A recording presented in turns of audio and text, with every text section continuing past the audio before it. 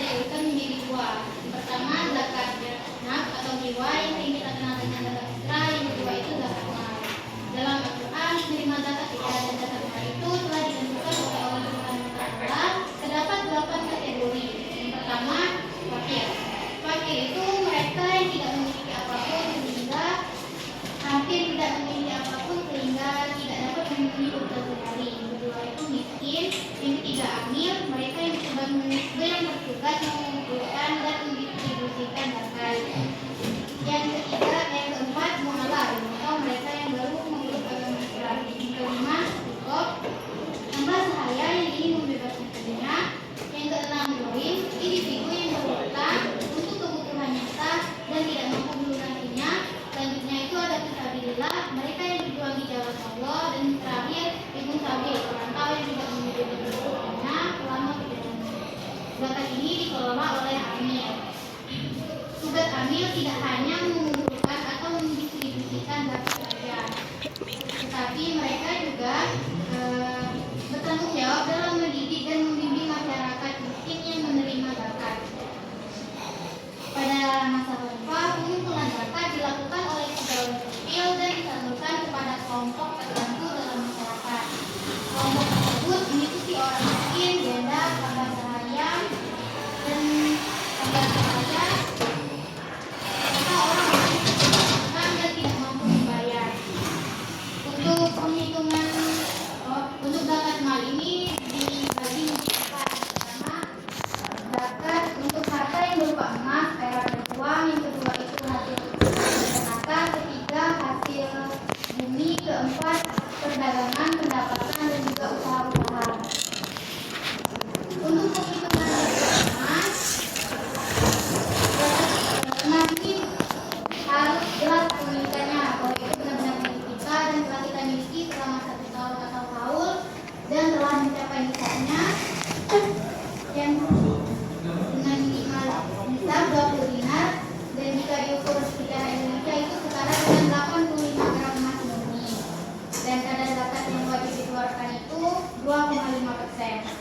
Untuk zakat perak hampir sama penjelasannya dengan zakat emas tadi, dengan jumlah nisab 200 dirham atau setara dengan 595 gram perak murni, dan kadar zakatnya itu sama, yaitu 2,5%. Nah, untuk uang mau berupa tunai maupun non tunai, penjelasannya sama seperti emas tadi, cuma perhitungannya seperti ini. Kan emas itu kan setara dengan 85 gram emas setara dengan 20 dinar. Berarti 85 gram emas dikali 1 gram emas itu 2.425 untuk yang sekarang. Jadi total semuanya itu 206,125 juta. Jadi 85 dikali 2,5% zakat yang harus kita keluarkan zakatnya itu setara dengan 2,125 gram emas. Itu kalau ini emas saja, tapi kalau yang berupa duit ya yang 206.125.000 KDR. Untuk hasil peternakan akan dijelaskan oleh Nur Hasanah. Selanjutnya yang hasil bumi. Hasil bumi ini mau padi, biji-bijian, umbi-umbian, buah, tanaman hias, rumput, dan daun, dan sayur-sayuran itu penghitungannya sama.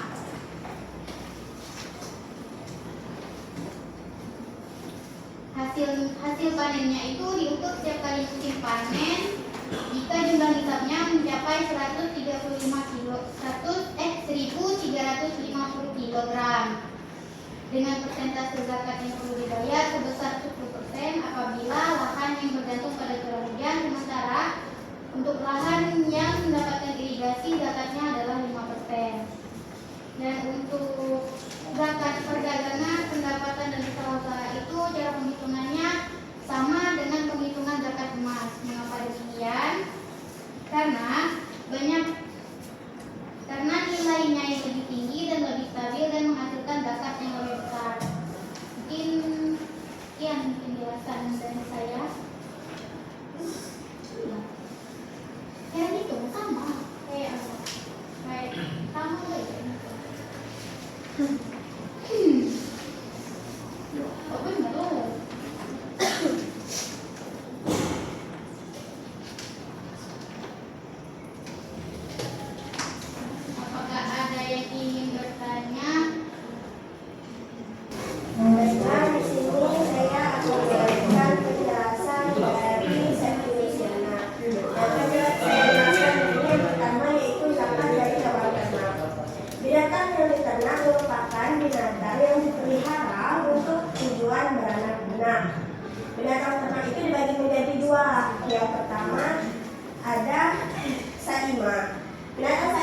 binatang ternak yang digembala tetapi mencari rumput sendiri, rumput yang halal.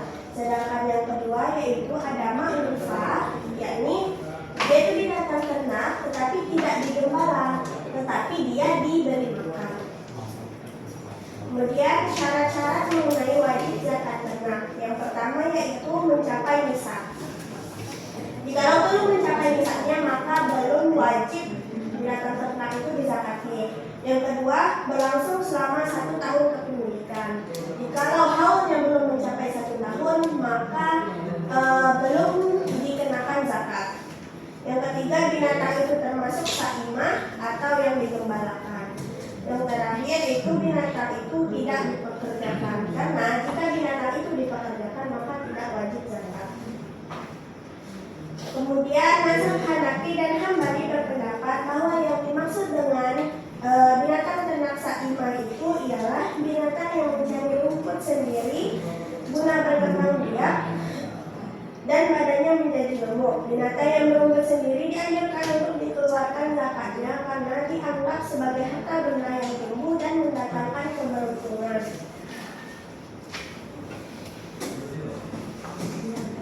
Jikalau binatang ternak yang dipelihara atau yang digembalakan itu dengan tujuan untuk dipotong nantinya atau digunakan untuk mengangkut barang sebagai tunggangan dan untuk membajak sawah, maka hewan ternak tersebut tidak boleh dizakati. Akan tetapi, jikalau binatang ternak itu dipelihara atau digembalakan dengan tujuan untuk diperniagakan atau diperdagangkan, maka hukumnya menjadi zakat perdagangan. Itu termasuk ke zakat perdagangan, bukan lagi termasuk ke zakat peternakan. Adapun jenis binatang yang wajib dizakati dan nisabnya. Yang pertama, nisab kambing.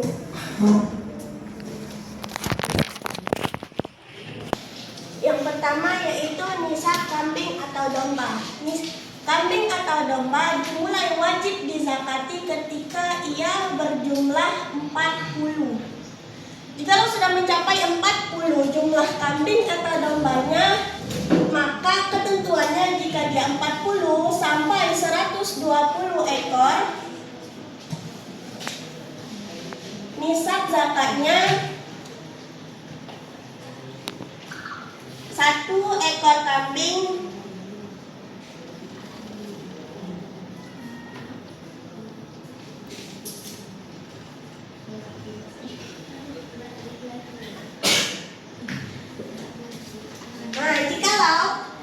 kambing atau domba tersebut sudah mencapai nisabnya, yakni 40 ekor, maka ketentuannya jikalau dia punya 40 ekor hingga 120 ekor, maka nisab zakatnya yaitu 1 ekor kambing berumur 2 tahun atau domba berumur 1 tahun.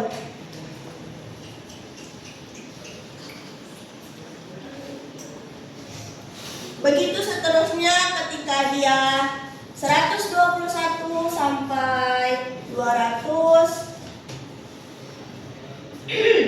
zakatnya 2 ekor kambing atau domba.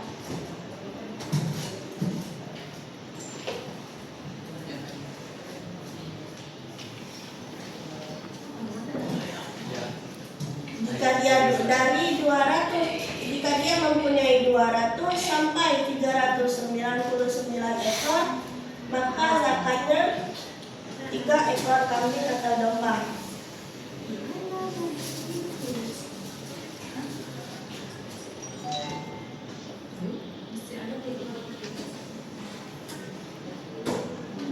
Dan jika dia memiliki 400 ekor, maka zakatnya itu 4 ekor kambing atau domba.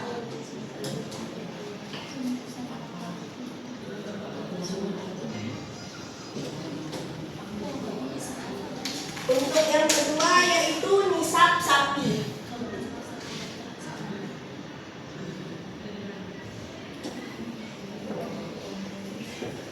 Jika nisab sapi, nisabnya itu dimulai dari 30. Jika sudah mencapai 30, jika ia sudah memiliki 30 ekor sapi, maka mengeluarkan, yaitu 1 ekor sapi jantan,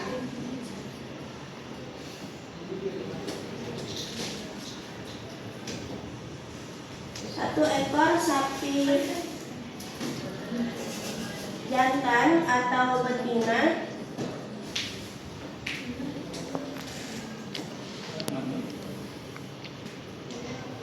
umur 1 tahun.